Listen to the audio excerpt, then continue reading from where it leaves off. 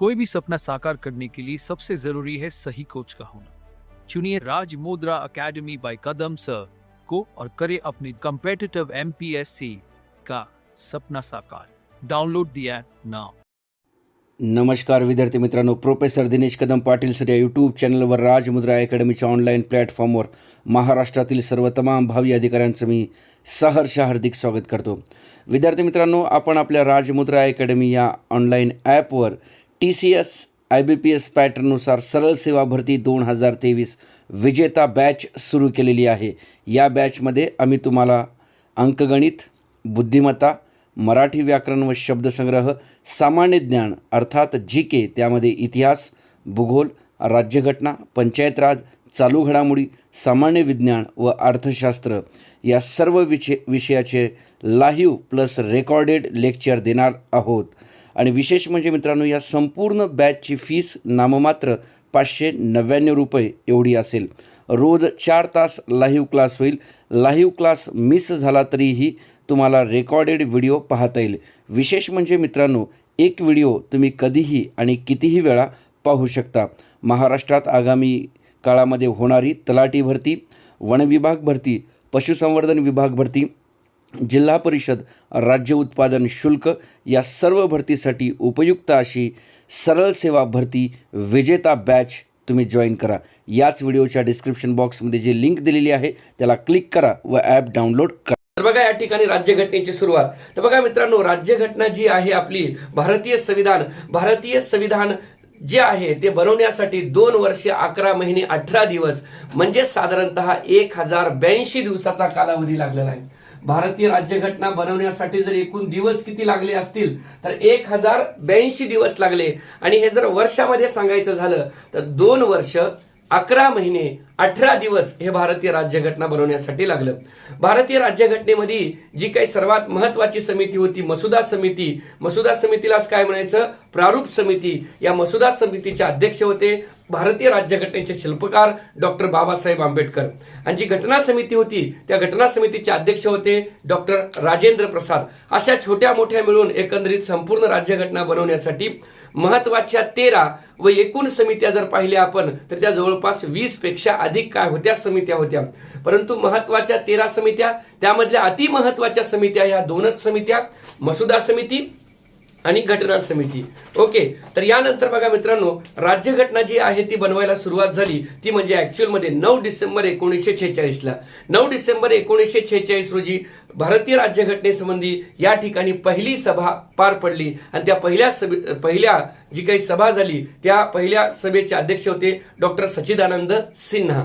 Okay, आणि त्यानंतर प्रत्यक्षामध्ये राज्यघटना जी आहे ती संपूर्ण तयार झाली 26 नोव्हेंबर 1949 रोजी। बघा, राज्यघटनेची पहिली बैठक जी आहे ती 6 डिसेंबर 1946, संपूर्ण राज्यघटना तयार झाली 26 नोव्हेंबर 1949 रोजी। ओके, म्हणून 26 नोव्हेंबर हा दिवस आपण जो आहे भारतामध्ये राज्यघटना दिन म्हणून काय करतो, आपल्याकडे साजरा करतो। परंतु प्रत्यक्षामध्ये भारतीय संविधान, भारतीय राज्यघटना ही अंमलबजावणी खाली आली ती म्हणजे 26 जानेवारी 1950 रोजी मित्रांनो। आणि तेव्हापासूनच आपण 26 जानेवारी हा दिवस जो आहे तो आपण आपल्या देशामध्ये प्रजासत्ताक दिन म्हणून काय करतो मित्रांनो, साजरा करतो। तर पाहूया, हे झाले महत्वाचे प्रश्न। या पलीकडे प्रश्न येऊ शकणार नाही। आता कोणत्या देशाकडून आपण राज्यघटना बनवली? बघा मित्रांनो, राज्यघटना म्हणजे एकाएकी निर्माण झालेली घटना नाही। राज्यघटना तयार करण्यासाठी या लोकांना अथक परिश्रम घ्यावा लागलेला आहे। 2 वर्ष 11 महिने 18 दिवस या ठिकाणी हे माणसं झटले। तेव्हा जगामधली सर्वात मोठी राज्यघटना, विस्तृत राज्यघटना ही माझ्या देशाची आहे, आपल्या देशाची आहे मित्रांनो।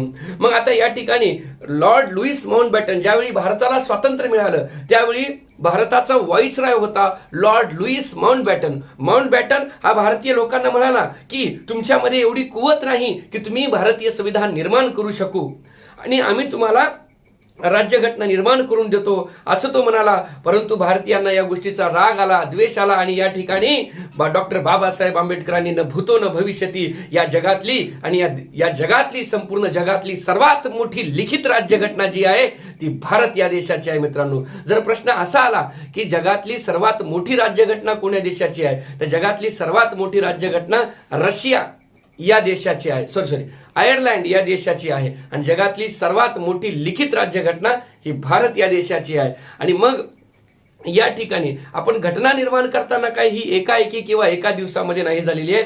घटना निर्माण करताना 1773चा जो रेग्युलेटिंग ऍक्ट आहे, ओके, 1773चा जो सनदी कायदा आहे, त्या संधी कायद्यापासून ते 1947 पर्यंत जे काही ऍक्ट झालेले आहेत त्या सर्वांचा आढावा या ठिकाणी आपल्याला घ्यावा लागेल मित्रांनो. मग 1773च्या रेग्युलेटिंग ऍक्ट अन्वयेपासून ते 1935 जो कायदा आहे, 1935च्या कायद्याला भारतीय राज्यघटनेची छोटी प्रतिकृती म्हणून काय केला जातो, ओळखला जातो. मिनी कॉन्स्टिट्यूशन 1935 ऍक्ट हा ओळखला जातो. जर प्रश्न आपल्याला आला की भारतीय राज्यघटनेची छोटी प्रतिकृती म्हणून कोणता कायदा ओळखला जातो, तर तो भारत सरकारचा 1935चा कायदा ओळखला जातो. मग डॉक्टर बाबासाहेब आंबेडकर आणि त्यांच्या टीमने संपूर्ण काय केलेलं आहे, या संपूर्ण जगातल्या राज्यघटनेचा अभ्यास केला. आणि मग संपूर्ण जगातल्या राज्यघटनेमध्ये ज्या ज्या काही महत्वाच्या चांगल्या गोष्टी होत्या, त्या चांगल्या गोष्टी, निवडक गोष्टी त्या देशाकडून काय केल्या, आपण स्वीकारल्या आणि एक जबरदस्त अशी जी आहे ती राज्यघटना तयार केलेली आहे. म्हणून आपण पाहणार आहोत या व्हिडिओमध्ये राज्यघटनेचे प्रमुख स्त्रोत. मित्रांनो, काय आलं का लक्षात मित्रांनो, हे स्त्रोत म्हणजे काय लक्षात आलं का? राज्यघटना तयार करताना जगभरातल्या राज्यघटना या लोकांनी अभ्यासल्या आणि त्या प्रत्येक राज्यघटनेमधल्या, प्रत्येक कायद्यामधल्या चांगल्या बाबी आपल्या राज्यघटनेमध्ये समाविष्ट झालेल्या आहेत.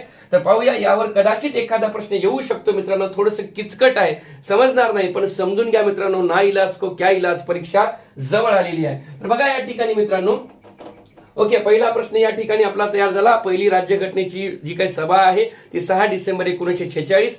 संपूर्ण राज्यघटना तयार झाली 26 नोव्हेंबर 1949 रोजी. भारतीय राज्यघटना स्वीकारल्या गेली 26 जानेवारी 1950 पासून. 2 महत्वाच्या समित्या, मसुदा समिती, घटना समिती. घटना समितीचे अध्यक्ष डॉक्टर राजेंद्र प्रसाद. मसुदा समिती, प्रारूप समिती, तिलाच म्हणायचं ड्राफ्टिंग कमिटी, तिचे अध्यक्ष होते डॉक्टर बाबासाहेब आंबेडकर. त्यानंतर होती एक झेंडा समिती, तिचे अध्यक्ष होते, झेंडा समितीचे अध्यक्ष डॉक्टर JB कृपलानी. त्यानंतर सल्लागार समिती होते, तिचे अध्यक्ष होते डॉक्टर BN राव. ओके, या महत्वाच्या ज्या आहेत त्या फक्त समित्या होत्या मित्रांनो. तर बघा या ठिकाणी मग आपण भारत सरकारचा कायदा 1935च्या कायद्याला भारतीय राज्यघटनेची काय म्हणायचं, छोटी प्रतिकृती म्हणायचं. प्रश्न असा आला, भारतीय राज्यघटनेची छोटी प्रतिकृती कोणत्या कायद्याला म्हणतात, तर 1935चा जो ऍक्ट आहे 1935च्या कायद्याला म्हणतात. मग या 1935च्या कायद्यामधून आपण काय काय गोष्टी आपल्या राज्यघटनेने स्वीकारल्या. नंबर 1, संघराज्य शासन पद्धती. भारतामध्ये जी काही शासन पद्धती आहे ती संघराज्य शासन पद्धती आहे. म्हणजे संघ, केंद्र हे प्रमुख असेल, म्हणजे संघराज्य शासन पद्धतीमध्ये मित्रांनो इथे येते संसद. संसदेमध्ये राज्यसभा, लोकसभा आणि राष्ट्रपती या तिघापासून आपलं काय बनते, संसद बनते, इंडियन पार्लमेंट बनते. भारतीय राज्यघटनेच्या कलम 79 नुसार संसदेची निर्मिती करण्यात आली, कलम 80 नुसार राज्यसभेची निर्मिती करण्यात आली आणि कलम 81 नुसार ही लोकसभेची निर्मिती करण्यात आलेली आहे. आणि कलम 52 मध्ये, सॉरी 52 नाही, 52, हो 52च, ओके, कलम 52, कलम 52 मध्ये जे आहे राष्ट्रपती या पदाविषयी माहिती दिलेली आहे. कसं आहे मित्रांनो, मला पण फास्ट आणि वेगात घ्यायचं आहे, त्याच्यामुळं महत्वाच्या गोष्टी तुम्हाला सांगतोय. ओके, 1935च्या कायद्यानुसार पहिली गोष्ट काय घेतली आपण, संघराज्य शासन पद्धती गेली. त्यानंतर बघा दुसरी गोष्ट 1935च्या कायद्याने घेतली, राज्यपालाचे पद. ओके, गव्हर्नर जो आहे राज्यपाल हा राज्याचा प्रमुख असतो मित्रांनो. म्हणून राज्यपाल हे पद आपण कोणत्या कायद्यानुसार घेतलं, तर 1935च्या कायद्यानुसार राज्यपाल पद घेतलेलं आहे. त्यानंतर न्यायव्यवस्था ही जी आहे ती न्याय व्यवस्था सर्व गोष्टीपासून जी आहे अलिप्त ठेवलेली आहे. संसदेपासून, म्हणजेच कायदे मंडळ, कार्यकारी मंडळ आणि न्याय मंडळ अशा प्रमुख 3 शाखा आहेत भारतामध्ये आणि या 3 शाखेनुसारच आपलं संपूर्ण देशाचं कार्य चालते. म्हणून न्याय मंडळ जे आहे ते कायदे मंडळ आणि कार्यकारी मंडळ यापासून अलिप्त केलेलं आहे. कायदे मंडळामध्ये कुणाचा समावेश होतो, तर कायदे मंडळामध्ये या ठिकाणी संसदेचा समावेश होतो. आणि संसदेमध्ये मी आता सांगितलं राज्यसभा, लोकसभा आणि राष्ट्रपती. ओके, कायदे मंडळामध्ये. त्यानंतर कार्यकारी मंडळामध्ये पंतप्रधान व त्याचं मंत्रिमंडळ याचा समावेश होतो मित्रांनो. आणि तिसरा मुद्दा जो आहे आपलं न्यायव्यवस्था. न्यायव्यवस्थेमध्ये म्हणजेच न्याय मंडळामध्ये सर्वोच्च न्यायालय, उच्च न्यायालय आणि जिल्हा न्यायालय यांचा समावेश होतो. तर हीच न्याय व्यवस्था आपण कुठून घेतलेली आहे, 1935च्या कायद्यामधून घेतलेला आहे. त्यानंतर लोकसेवा आयोग. ओके, लोकसेवा आयोग जो आहे तो मग राज्य लोकसेवा आयोग असेल किंवा केंद्रीय लोकसेवा आयोग असेल त्याला संघ लोकसेवा आयोग म्हणायचं. कलम 315 नुसार जे आहे तो केंद्रीय लोकसेवा आयोगाची स्थापना करण्यात आलेली आहे. जे आपण IAS, IPS, IRS हे जे मोठे मोठे पद आपण पाहतोय हे सर्व या लोकसेवा आयोगामार्फत भरले जातात मित्रांनो. हे लोकसेवा आयोग हे आपण कुठून घेतलेलं आहे तर 1935च्या कायद्यातून घेतलेलं आहे. त्यानंतर प्रशासकीय तपशील हे सुद्धा कुठून घेतलेलं आहे 1935च्या कायद्यामधून घेतलेलं आहे. आणि आणीबाणी संबंधित तरतुदी. आणीबाणी म्हणजे काय आहे तर आणीबाणी म्हणजे इमर्जन्सी एक्झिट आहे. जर तुम्ही कधी बसनं प्रवास केला असेल मित्रांनो तर बसनं प्रवास करताना शेवटच्या सीटच्या वरती लिहिलेलं असते की आणीबाणी मार्ग ओके किंवा संकटकालीन मार्ग, तर तीच आणीबाणी आहे. देशामध्ये आपल्या 3 प्रकारच्या आणीबाणी आहेत. नंबर 1 राष्ट्रीय आणीबाणी, नंबर 2 घटक राज्यात्मक आणीबाणी आणि नंबर 3 आर्थिक आणीबाणी. भारतीय राज्यघटनेच्या भारतीय संविधानाच्या इंडियन कॉन्स्टिट्यूशनच्या कलम 352 नुसार राष्ट्रीय आणीबाणी घोषित केली जाते मित्रांनो. राष्ट्रीय आणीबाणी म्हणजे काय मित्रांनो, खूप काही गोष्टी सांगण्यासारख्या आहेत परंतु या ठिकाणी आपल्याला वेळेचं बंधन असल्यामुळे मला थोडंसं फास्ट मध्ये उरकावं लागत आहे कारण परीक्षा तोंडावर येऊन भेटलेली आहे. राष्ट्रीय आणीबाणी याला नॅशनल इमर्जन्सी म्हणायचं. स्वतंत्र भारताचा राष्ट्रपती संपूर्ण देशामध्ये राष्ट्रपती राजवट लावू शकतो, तीच राष्ट्रीय आणीबाणी मित्रांनो कलम 352 नुसार आहे. जर समजा आपल्या देशावर एखाद्या परकीय राष्ट्राने आक्रमण केलेलं असेल किंवा आपल्या राष्ट्रामध्ये जर अराजकता किंवा गोंधळ माजलेला असेल आणि तुम्ही आपण जे सर्वसामान्य नागरिक आहोत आपलं जगणं जर कठीण झालेलं असेल, आपल्या मूलभूत हक्कावर जर गदा आलेली असेल, अशी जेव्हा स्वतंत्र भारताच्या राष्ट्रपतीला खात्री पडते तेव्हा स्वतंत्र भारताचा राष्ट्रपती संपूर्ण देशामध्ये राष्ट्रीय आणीबाणी लावतो. आतापर्यंत राष्ट्रीय आणीबाणी 3 वेळा लागू करण्यात आलेली आहे. भारत पाकिस्तान युद्ध, भारत चीन युद्ध ओके.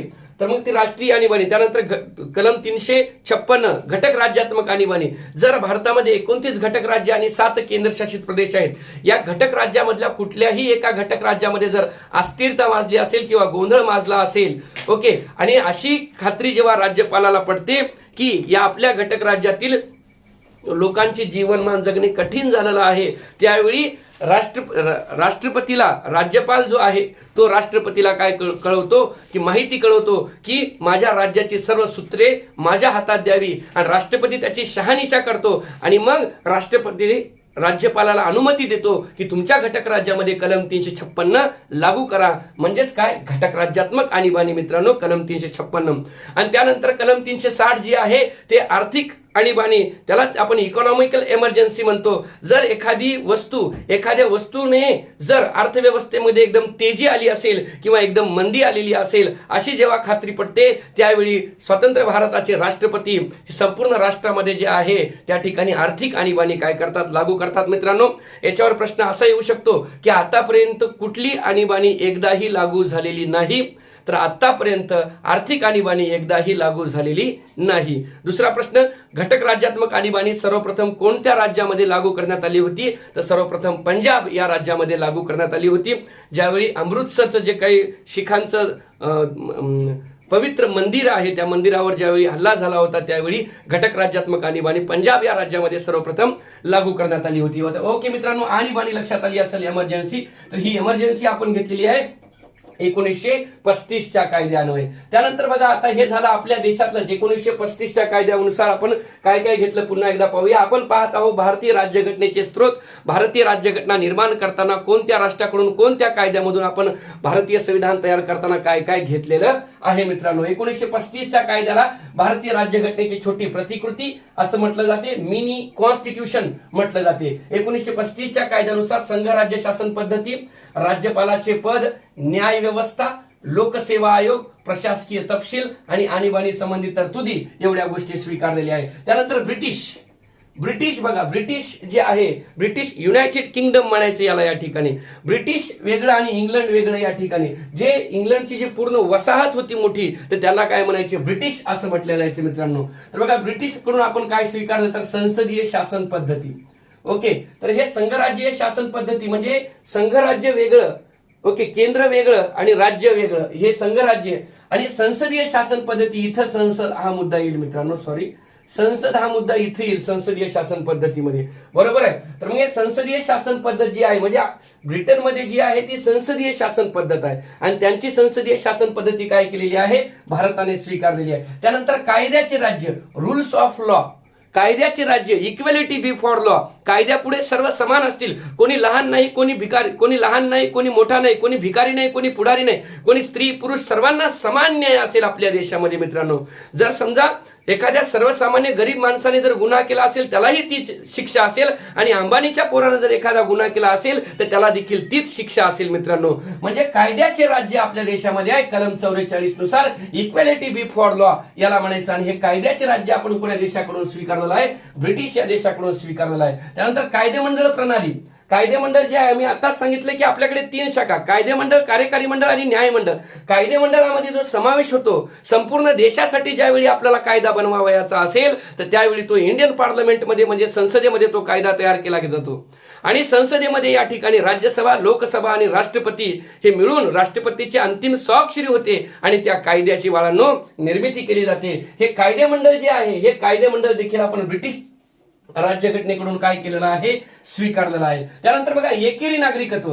जर तुम्ही ब्रिटनमध्ये पाहिलं तर दुहेरी नागरिकत्व आहे, अमेरिकेमध्ये दुहेरी नागरिकत्व आहे, परंतु भारतामध्ये एकेरी नागरिकत्व आहे. आपण कोणत्या देशाचे नागरिक आहोत? तर आपण भारतीय या देशाचे नागरिक आहोत मित्रांनो. परंतु अमेरिकेसारख्या देशामध्ये किंवा इतर देशामध्ये जे आहे ते दुहेरी नागरिकत्व आहे. म्हणजे केंद्राचं नागरिकत्व वेगळं आणि राज्याचं नागरिकत्व वेगळं. पण आपलं तसं आहे का? आपल्या देशामध्ये नाही. जरी तुम्ही महाराष्ट्र राज्यामध्ये राहत असाल तर महाराष्ट्राचं नागरिकत्व वेगळं आहे का?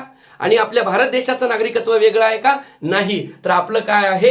एकेरी नागरिकत्व आहे. आणि हे एकेरी नागरिकत्व आपण ब्रिटिश या देशाकडून स्वीकारलेलं आहे. त्यानंतर राईट्स म्हणजे बघा, rights of habeas corpus, rights of mandamus, rights of certiorari जे आहेत, बंदी प्रात्यक्षिकरण, परमादेश वगैरे. म्हणजे समजा बंदी प्रात्यक्षिकरण काय आहे? जर समजा एखाद्या व्यक्तीला विनाकारणाने जर अटक केलेली असेल तर त्याचे मित्र किंवा नातेवाईक हे काय करू शकतात? न्यायालयात दाद मागू शकतात की तुम्ही या व्यक्तीला कुठल्या कलमाखाली काय केलेलं आहे? अटक केलेली आहे असा जाब विचारू शकतात. त्यालाच म्हणायचं राईट्स ऑफ हॅबियस कॉर्पस म्हणजेच बंदी प्रात्यक्षिकरण. असे जे राईट्स आहेत हे आपण कोणत्या देशाकडून घेतले? तर ते आपण ब्रिटिश या देशाकडून घेतलेली आहे. त्यानंतर संसदीय विशेष अधिकार. संसदीय विशेष अधिकार म्हणजेच या ठिकाणी लोकसभा व राज्यसभा यांचं जेव्हा संयुक्त अधिवेशन असते तर त्या संयुक्त अधिवेशनाचे अध्यक्ष असतात लोकसभेचे पदसिद्ध या ठिकाणी सभापती, हॉनरेबल स्पीकर ज्याला आपण म्हणतो. आणि या विशेष अधिकार या संसदीय सभापतींना विशेष अधिकार दिलेले असतात. तसेच संसदेचे जे सदस्य असतात ज्याला आपण खासदार म्हणतो त्या खासदारांना सुद्धा काय केलेलं आहे? विशेष अधिकार भारतीय संविधानाने प्रदान केलेले आहेत, पारित केलेले आहेत. तर हे संसदीय विशेष अधिकार जे आहेत, हे संसदीय विशेष अधिकार जे आहेत ते कोणत्या देशाकडून घेतला? आपण ब्रिटिश या देशाकडून घेतलेला आहे मित्रांनो. तर बघा ब्रिटनकडून आपण काय काय स्वीकारलं पुन्हा एकदा सांगतोय. क्रमांक 1 संसदीय शासन पद्धती, 2 कायद्याचे राज्य, 3 कायदेमंडळ प्रणाली, 4 एकेरी नागरिकत्व, राईट्स, संसदीय विशेष अधिकार आणि द्विगृही कायदेमंडळ. हा मुद्दा राहिला होता. द्विगृही कायदेमंडळ. आता भारतामध्ये जे काय कायदेमंडळ आहे हे कसं आहे? द्विगृही आहे. त्यामधलं पहिलं सभागृह जे आहे ते वरिष्ठ सभागृह आहे, ते म्हणजे राज्यसभा, आणि कनिष्ठ सभागृह म्हणजे लोकसभा. प्रथम सभागृह म्हणून लोकसभा तर द्वितीय सभागृह म्हणून राज्यसभा हे सभागृह आहे. हे तुम्हाला संसदेमध्ये मी तुम्हाला सांगेलच मित्रांनो. ओके, द्विगृही कायदेमंडळ हे सर्व आपण ब्रिटिश या देशाकडून स्वीकारलेलं आहे. हे मिटवतो म्हणजे लई गिचिड होणार नाही मित्रांनो. यावर निश्चितरित्या एखादा प्रश्न आपल्याला फक्त राज्यघटनेवर एक प्रश्न येईल मित्रांनो. त्या एका प्रश्नासाठी हा सगळा फापट पसारा आपल्याला पाहावयाचा आहे. त्यानंतर बघा या ठिकाणी USA अमेरिकेकडून आपण काय घेतलेलं आहे? आपण अमेरिकेकडून घेतलेलं आहे या ठिकाणी फंडामेंटल राईट्स म्हणजे मूलभूत कर्तव्य जे आहे, मूलभूत अधिकार जे आहेत ते मूलभूत अधिकार आपण अमेरिका या देशाकडून काय केलेलं आहे? स्वीकारलेलं आहे. तुम्हाला आजही बघा या ठिकाणी मूलभूत काय आहेत? तुमचे या ठिकाणी अधिकार आहेत. तुमचे मूलभूत अधिकार किती आहेत? तर 11 हे तुमचे मूलभूत अधिकार आहेत मित्रांनो. हे मूलभूत अधिकार भारतीय संविधानाने दिलेला आहे. जसे की बघा या ठिकाणी आपल्या देशामध्ये तुम्ही कुठेही उभं राहून या ठिकाणी कुठेही तुम्ही भाषण करू शकता. सर्वांना समान न्याय दिलेला आहे आपल्या देशामध्ये. ओके, तर तेच कुठल्या अधिकाराखाली तुम्ही कुठेही भाषण करू शकता, वृत्तपत्र काढू शकता, आणि या ठिकाणी जर तुमच्यावर अन्याय झाला तर त्या ठिकाणी तुम्ही बोलू शकता. तर ते मूलभूत कर्तव्याद्वारे. हे मूलभूत कर्तव्य आपण कुठल्या देशाकडून घेतली? तर ते आपण अमेरिका या देशाकडून घेतलेले आहे मित्रांनो. त्यानंतर आपल्याकडे जी काही न्याय व्यवस्था आहे ती स्वतंत्र न्याय व्यवस्था आहे. मी तुम्हाला सांगितलं कार्यकारी मंडळ, कायदे मंडळ आणि न्याय मंडळ हे 3 देशाचे आपले आधारस्तंभ आहेत. तर त्यामध्ये न्याय व्यवस्था जी आहे ती कार्यकारी मंडळ आणि कायदे मंडळ यापासून अलिप्त ठेवलेली आहे. आणि भारताची न्याय व्यवस्था ही टिंब स्वरूपाची आहे.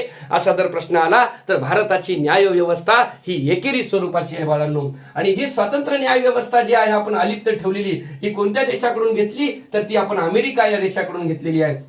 त्यानंतर अमेरिकेकडून आपण एक आणखीन घटक घेतला. आता न्याय व्यवस्थेशी जे काही रिलेटेड मुद्दे आले ते सगळे अमेरिकेकडून घेतलेले आहे मित्रांनो. अमेरिका ओके, जे काही मुद्दे येतील आता न्यायालयाशी निगडीत ते सगळे अमेरिका. बस थोडं लक्षात ठेवा थोडक्यात. आता न्यायालयीन पुनर्विलोकन यालाच काय म्हणायचं, न्यायालयीन पुनर्विलोकन म्हणजेच काय या ठिकाणी तर बघा आपल्या देशामध्ये संपूर्ण कायदा तयार करण्याचा अधिकार कोणाला आहे तर संपूर्ण देशामध्ये कायदा तयार करण्याचा अधिकार हा संसदेला आहे. परंतु या ठिकाणी संसदेने कायदा तयार केल्याच्या नंतर तो कायदा राज्यघटनेशी सुसंगत आहे की नाही हे तपासून पाहण्याचा अधिकार म्हणजे न्यायालयीन पुनर्विलोकन होईल. म्हणजे समजा संसदेच्या मनात आलं म्हणजे काय कुठलेही कायदे करेल संसद मग अशाने.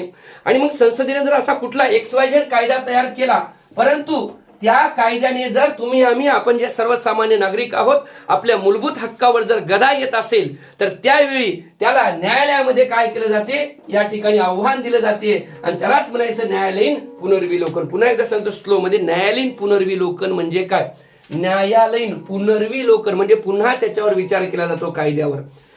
जर संसदेने एखादा कायदा तयार केला गेलेला असेल तर तो कायदा सर्वसामान्याच्या जीवनाशी त्यांच्या मूलभूत हक्कावर जर गदा आणणारा असेल तर तो कायदा रद्द करण्याचा अधिकार या न्यायालयीन पुनर्विलोकनामध्ये सर्वोच्च न्यायालयात सुप्रीम कोर्टला या ठिकाणी आहे मित्रांनो. याच प्रक्रियेला म्हणायचं न्यायालयीन पुनर्विलोकन.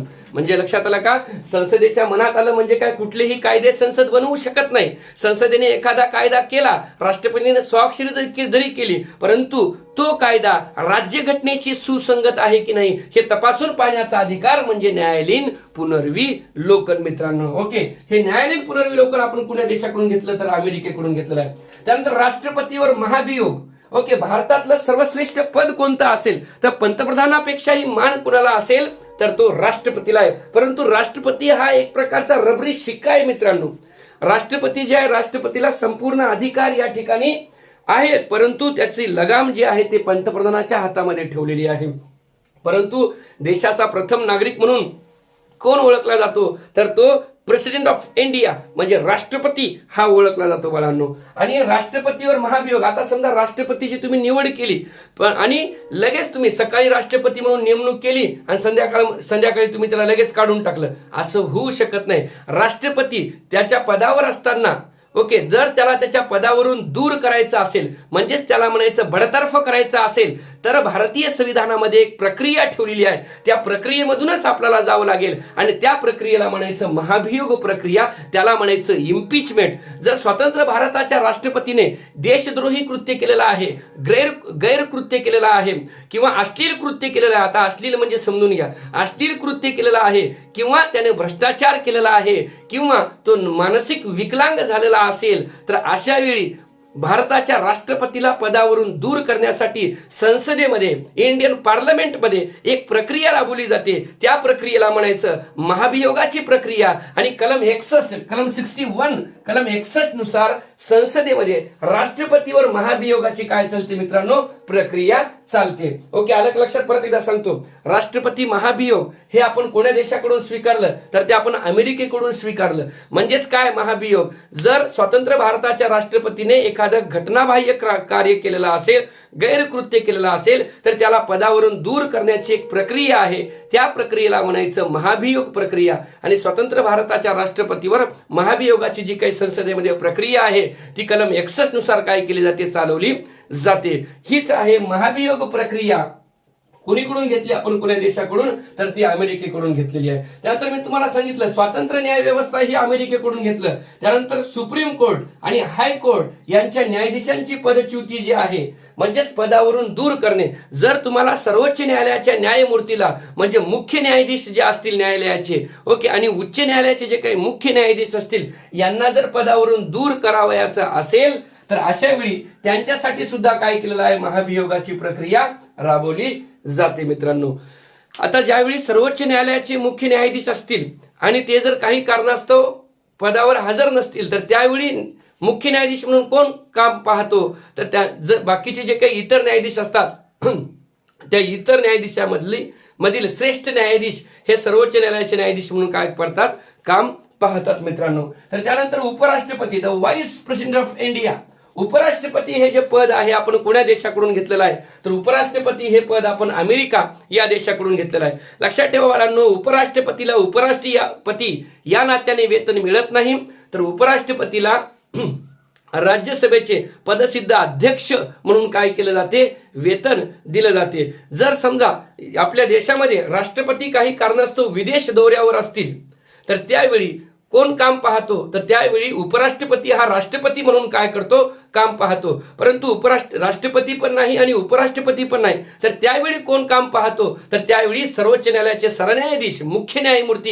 हे राष्ट्रपती म्हणून काम पाहतात. परंतु असं झालं, राष्ट्रपती पण नाही, उपराष्ट्रपती पण नाही, सर्वोच्च न्यायालयाचे सरन्यायाधीश सुद्धा नाही, तर अशा वेळी कोण काम पाहतो, तर जो कोणी सर्वोच्च न्यायालयामधला ज्येष्ठ न्यायाधीश आहे तो काय करतो, राष्ट्रपती म्हणून काम पाहतो. आणि असं काम एक वेळेस भारतामध्ये अशी परिस्थिती निर्माण झाली होती की त्यावेळी राष्ट्रपती, उपराष्ट्रपती आणि सर्वोच्च न्यायालयाचे सरन्यायाधीश हे कुणीही नव्हतं जागेवर. त्यावेळी जे आहे म्हणजे कोणी विदेश दौऱ्यावर होतं, कुणाची तब्येत ठीक नव्हती, तर त्यावेळी यम हृदय तुला यांनी जे आहे या सर्वोच्च न्यायालयाच्या मुख्य न्यायमूर्तींनी राष्ट्रपती म्हणून काय पाहिलेलं आहे, काम पाहिलेलं आहे. काय म्हणलं, कळलं का या ठिकाणी?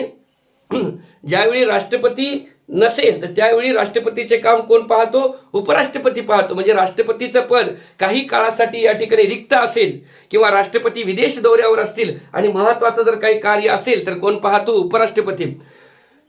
ओके, राष्ट्रपती नाही, उपराष्ट्रपती नसेल तर कोण पाहतो, सर्वोच्च न्यायालय. आणि सर्वोच्च न्यायालयाचाही न्यायाधीश नसेल तर कोण पाहतो, सर्वोच्च न्यायालयामधील ज्येष्ठ न्यायाधीश काम पाहतो. तर ओके, उपराष्ट्रपती हे पद कोणा देशाकडून घेतलं आपण, अमेरिका या देशाकडून पाहिलेलं आहे.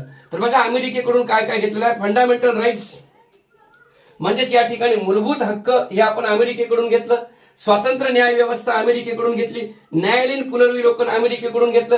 राष्ट्रपतीवर महाभियोगाची प्रक्रिया अमेरिकेकडून घेतली. सुप्रीम कोर्ट, हायकोर्ट न्यायाधीशाची जी काही बडतर्फी आहे, पदच्युती आहे, कोणत्या देशाकडून घेतली, अमेरिकेकडून घेतली. आणि उपराष्ट्रपती पद कोणत्या देशाकडून घेतलं, अमेरिका या देशाकडून घेतलेलं आहे. मित्रांनो, एवढ्या सगळ्या गोष्टी आपण अमेरिका या देशाकडून स्वीकारलेल्या आहेत बाळांनो. ओके, व्हिडिओ चालू आहे की नाही पाहतो, नाही तुम्ही एकटाच बडबड करत. ओके ओके, चालू आहे. त्यानंतर बघा आयर्लंड या देशाकडून आपण घेतलेला आहे राज्य धोरणाची मार्गदर्शक तत्वे. आयर्लंड या देशाकडून राज्य धोरणाची मार्गदर्शक तत्वे जी आहेत, आपल्याकडे आपल्या देशामध्ये राज्यघटना बनवताना मार्गदर्शक तत्वे आहेत. तर ही मार्गदर्शक तत्वे आपण कोणत्या देशाकडून स्वीकारली, तर ती आयर्लंड या देशाकडून जी आहे ती मार्गदर्शक तत्वे स्वीकारलेली आहे मित्रांनो. त्यानंतर बघा इथे राष्ट्रपतीच्या निवडणुकीची पद्धत. बघा राष्ट्रपतीची जी काही निवडणुकीची पद्धत आहे, ओके, याला एकल संक्रमणीय पद्धतीने मतदान केलं जाते. स्वतंत्र भारताचा राष्ट्रपती जो आहे तो आपणच निवडून देतो, परंतु ते कसं, तर ते अप्रत्यक्ष रीतीने निवडून देतो आपण. लोकसभेचे सदस्य, विधानसभेचे सदस्य हे सदस्य काय करत असतात, राष्ट्रपतीच्या निवडणुकीमध्ये सक्रियपणे सहभाग नोंदवत असतात. आणि ते एकल संक्रमणीय पद्धतीने जी आहे ती राष्ट्रपतीची निवडणूक या ठिकाणी होते. म्हणजेच आयर्लंड या देशाकडून आपण राज्य धोरणाची मार्गदर्शक तत्वे आयर्लंड कडून घेतली. आणि राष्ट्रपतीच्या निवडणुकीची पद्धत कोणत्या देशाकडून घेतली आपण मित्रांनो, आयर्लंड या देशाकडून घेतलेली आहे. त्यानंतर पुढे पाहूया आणखी. बघा कॅनडा या देशाकडून देखील आपण काही गोष्टी भारतीय राज्यघटनेने स्वीकारलेल्या आहेत बाळांनो. त्यामध्ये बघा प्रबळ केंद्र सत्ता ही कोण्या देशाकडून स्वीकारली आपण, कॅनडाकडून. केंद्राकडे विशेष अधिकार हे देखील कोण्या देशाकडून स्वीकारलं, कॅनडा. केंद्रातर्फे राज्यपालाची नेमणूक, केंद्रातर्फे काय केले जाते, राज्यपालाची नेमणूक हे देखील कोण्या देशाकडून घेतलं, कॅनडा. आणि सुप्रीम कोर्टचे सल्लागारी न्यायाधीश अधिकार क्षेत्र जे आहे, सुप्रीम कोर्टचे सल्लागारी अधिकार क्षेत्र हे कोण्या देशाकडून स्वीकारलं आपण, कॅनडाकडून स्वीकारलेलं आहे. बघा कॅनडा या देशाकडून आपण काय स्वीकारलं, प्रबळ केंद्र सत्ता, केंद्राकडे विशेष अधिकार, केंद्रातर्फे राज्यपालाची काय केली जाते, नेमणूक केली जाते. आणि सुप्रीम कोर्टचे सल्लागारी अधिकार क्षेत्र जे आहे हे सर्व आपण कॅनडा या देशाच्या राज्यघटनेमधून स्वीकारलेलं आहे मित्रांनो. त्यानंतर बघा आता याच्यावर प्रश्न आलेला आहे, ऑस्ट्रेलिया, आपल्याकडे 3 सूची आहेत, केंद्र सूची, राज्य सूची आणि स्पेशली समवर्ती सूची. ओके, केंद्रासाठी केंद्र सूची मित्रांनो, राज्यासाठी राज्य सूची आणि या ठिकाणी एक आहे समवर्ती सूची. तर बघा, ऑस्ट्रेलिया या देशाकडून आपण समवर्ती सूची जी आहे ते काय केलेली आहे, स्वीकारलेली आहे मित्रांनो. आणि संयुक्त अधिवेशन जे आहे ते देखील आपण कोणीकडून स्वीकारलेलं आहे, ऑस्ट्रेलिया या देशाकडून स्वीकारलेलं आहे. पुन्हा एकदा बघा, या ठिकाणी ऑस्ट्रेलिया या देशाकडून आपण काय काय स्वीकारलं, समवर्ती सूची. सूचीचे 3 प्रकार, केंद्र सूची, राज्य सूची आणि समवर्ती सूची. तर त्याच्यातली स्पेशल समवर्ती सूची आपण कोणत्या देशाकडून स्वीकारली, तर ती ऑस्ट्रेलिया या देशाकडून स्वीकारली. त्यानंतर संयुक्त अधिवेशन. ओके, ज्यावेळी स्वतंत्र भारताचे राष्ट्रपती काय करत असतात, लोकसभा आणि राज्यसभा यांचं संयुक्त अधिवेशन बोलवतात. बघा, भारतामध्ये संयुक्त अधिवेशन बोलवण्याचा अधिकार कोणाला आहे, तर स्वतंत्र भारताच्या राष्ट्रपतीला आहे. परंतु त्या संयुक्त अधिवेशनाचे अध्यक्ष कोण असतात, तर लोकसभेचे अध्यक्ष हे असतात मित्रांनो. तर हे संयुक्त अधिवेशन बोलवण्याचं जे आहे कार्यक्रम, हे आपण कोणत्या देशाकडून स्वीकारला, तर तो आपण ऑस्ट्रेलिया या देशाकडून स्वीकारलेला आहे मित्रांनो. बघा, पुन्हा एकदा ऑस्ट्रेलियाकडून काय काय स्वीकारलं, समवर्ती सूची आणि संयुक्त अधिवेशन जे आहे बोलवण्याची प्रक्रिया ही ऑस्ट्रेलिया या देशाकडून आपण स्वीकारलेली आहे बाळांनो. त्यानंतर बघा, रशियाकडून आपण काय केलेलं आहे, मूलभूत कर्तव्य जे आहेत ते रशिया या देशाकडून स्वीकारलेले आहेत. जसे आपल्याला मूलभूत हक्क आहेत, ओके, तसेच आपली काही कर्तव्य सुद्धा आहेत आपली भारतीय नागरिकाचे. नुसते आपल्याला हक्क दिले म्हणजे कुठेही उड्या मारायच्या नाही, तर त्या हक्काचं पालन करत असताना आपल्याला काही भारतीय राज्यघटनेने भारतीय नागरिक म्हणून काय केलेलं आहे, काही जबाबदारी आपल्यावर, आपल्या खांद्यावर सोपवलेली आहे, काही कर्तव्य सोपवलेली आहेत. ती कलम 51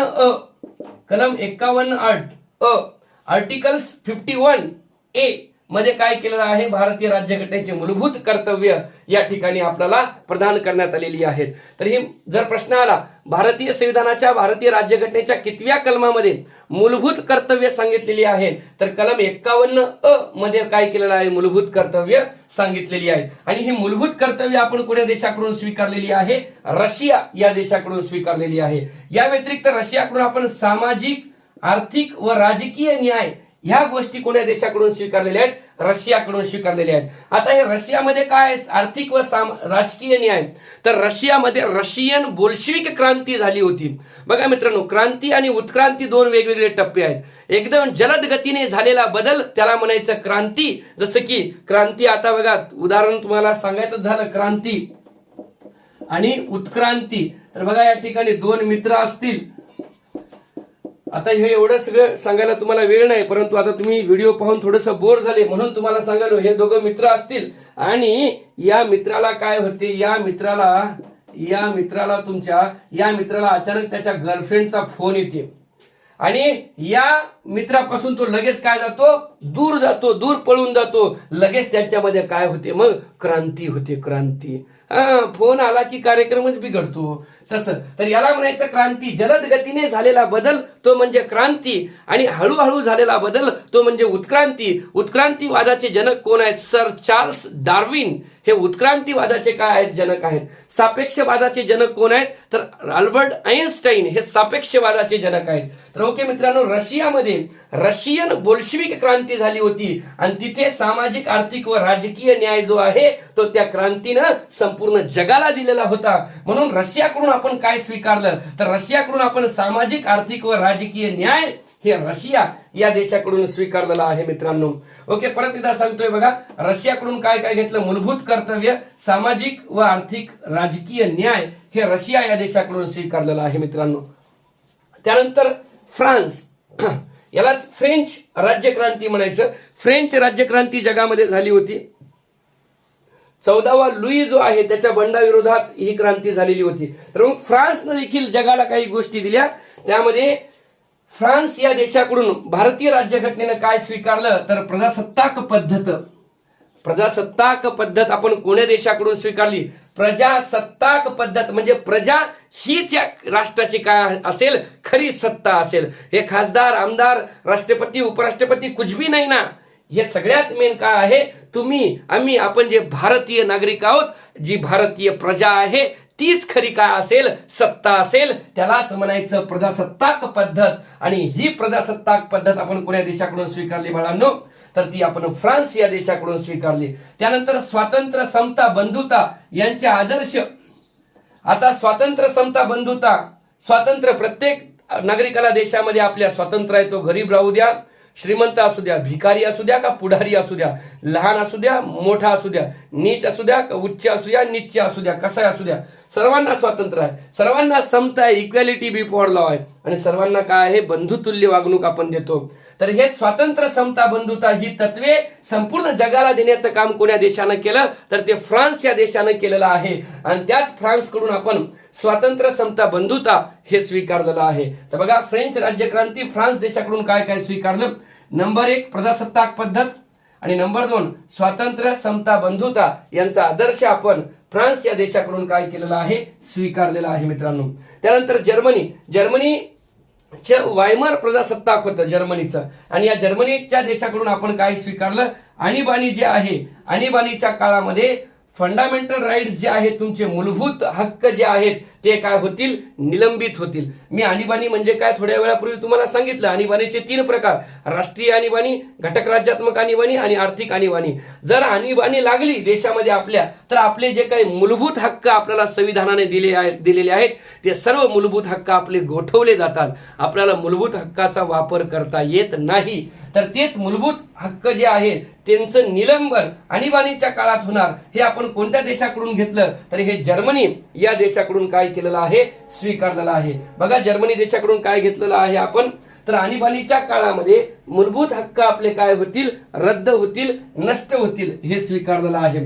पुढे पाहूया दक्षिण आफ्रिका. दक्षिण आफ्रिका या देशाकडून काय स्वीकारलेलं आहे, तर घटना दुरुस्तीची पद्धत. 368 नुसार कलम आर्टिकल 368 भारतीय संविधानाच्या, भारतीय राज्यघटनेच्या कलम 368 नुसार घटना दुरुस्ती पद्धत केली जाते. आणि घटना दुरुस्ती पद्धत ही संसदेच्या विशेष अधिकाराने आणि साध्या बहुमताने असं 2 प्रकारे आपल्याकडे घटना दुरुस्ती अधिकार आहेत मित्रांनो. आणि ही घटना दुरुस्ती पद्धत आपण कोण्या देशाकडून स्वीकारली, दक्षिण आफ्रिका या देशाकडून स्वीकारली. त्यानंतर राज्यसभा सदस्यांची निवड. राज्यसभेमध्ये बघा, राज्यसभेचा सदस्यांचा कार्यकाल हा दर 6 वर्षाचा असतो. राज्यसभा हे सभागृह टोटली कायमस्वरूपी स्थायी स्वरूपाचं सभागृह आहे. आणि या सभागृहातील सदस्यांची निवड जी आहे ती दक्षिण आफ्रिकेकडून स्वीकारलेली आहे. त्यानंतर स्वतंत्र भारताचे राष्ट्रपती 12 सदस्याची नियुक्ती ही राज्यसभा या द्वितीय वरिष्ठ सभागृहावर करत असतात. कला, क्रीडा, साहित्य, विज्ञान, तंत्रज्ञान, समाजसेवा या क्षेत्रातील तज्ज्ञ ज्येष्ठ नामवंत व्यक्तीची नियुक्ती स्वतंत्र भारताचे राष्ट्रपती 1 डझन, काही जणांना 12 कळत नाही, 12चे हो काय 12 सदस्याची नियुक्ती राष्ट्रपती राज्यसभा या द्वितीय वरिष्ठ सभागृहावर करत असतो.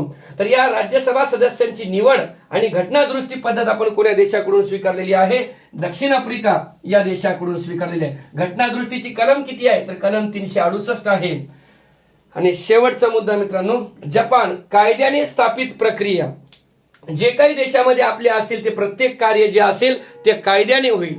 आपण म्हणतो कायद्याचं बोला, मागे चित्रपट पण आला होता मकरंद अनासपुरेचा, तसं आता ते सगळ्या गोष्टी कॉमेडी मधून सांगितल्या असतात मित्रांनो. परंतु इथं परीक्षेला प्रचंड वेळ कमी आहे म्हणून मी थोडासा वेगात घेत आहे आणि महत्वाचे मुद्दे फ्लॅश करताय. या सर्व मुद्द्यावर किमान एक तरी प्रश्न पडू शकेल अशी आशा व्यक्त करतो. ओके, जपान या देशाकडून आपण घेतलेला आहे कायद्याने स्थापित प्रक्रिया. कायद्याने स्थापित प्रक्रिया ही कोणत्या देशाकडून घेतलेली आहे, जपान या देशाकडून आपण हे स्वीकारलेलं आहे मित्रांनो. म्हणजेच मित्रांनो या भागामध्ये आपण प्रामुख्याने काय काय पाहिलं की भारतीय राज्यघटना तयार होताना राज्यघटनेची सुरुवात कशी झाली, राज्यघटनेमध्ये एकूण समित्या किती होत्या, किती दिवस लागले, महत्वाच्या कोणत्या समित्या होत्या वगैरे वगैरे सर्व गोष्टी नजर टाकली.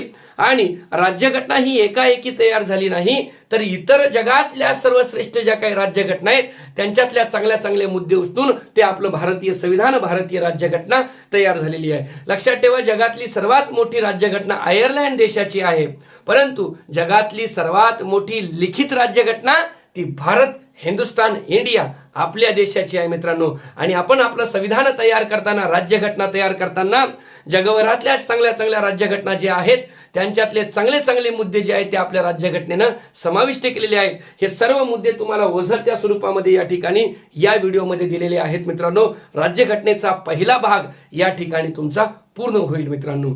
यानंतर आपण पाहणार आहोत संसद, राज्य विधिमंडळ आणि न्याय व्यवस्था. मित्रांनो, TCS IBPS पॅटर्ननुसार सरळ सेवा भरती 2023साठी आम्ही सुरू केलेली आहे राजमुद्रा अकॅडमी या ॲपवर विजेता बॅच. 100% यशाची हमी देणारी ही बॅच असेल मित्रांनो.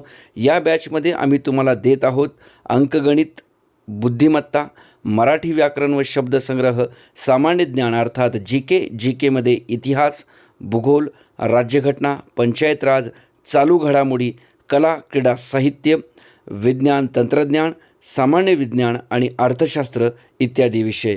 बॅच मित्रांनो लाईव्ह आणि रेकॉर्डेड असे दोन्ही स्वरूपामध्ये असेल. रोज 4 तास लाईव्ह क्लास असेल मित्रांनो. लाईव्ह क्लास मिस झाला तरीही तुमच्या वेळेनुसार कधीही आणि कितीही वेळा व्हिडिओ पाहता येईल.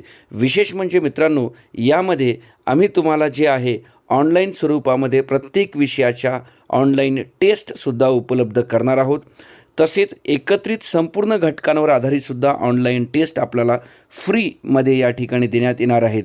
विशेष म्हणजे मित्रांनो सर्व विषयाच्या PDF स्वरूपात नोट्स, PDF स्वरूपात प्रश्नपत्रिका देखील उपलब्ध असतील.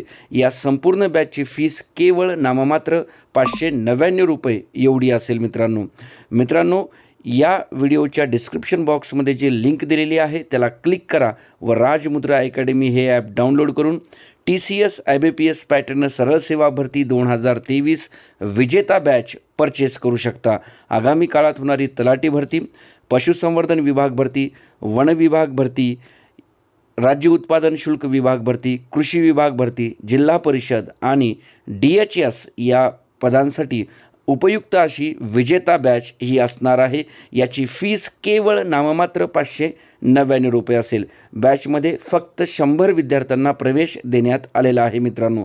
100% यशाची हमी देणारी बॅच ती म्हणजे राजमुद्रा अकॅडमीची सरळ सेवा विजेता बॅच ही असेल. याच व्हिडिओच्या डिस्क्रिप्शन बॉक्समध्ये जे लिंक दिलेली आहे त्वरित त्याला क्लिक करा व राजमुद्रा अकॅडमी हे ॲप डाउनलोड करून सरळ सेवा विजेता बॅच परचेस करा. शेवटपर्यंत व्हिडिओ पाहिल्याबद्दल मनापासून आभार व्यक्त करतो. भेटूया राज्यघटना भाग 2 मध्ये लवकरच.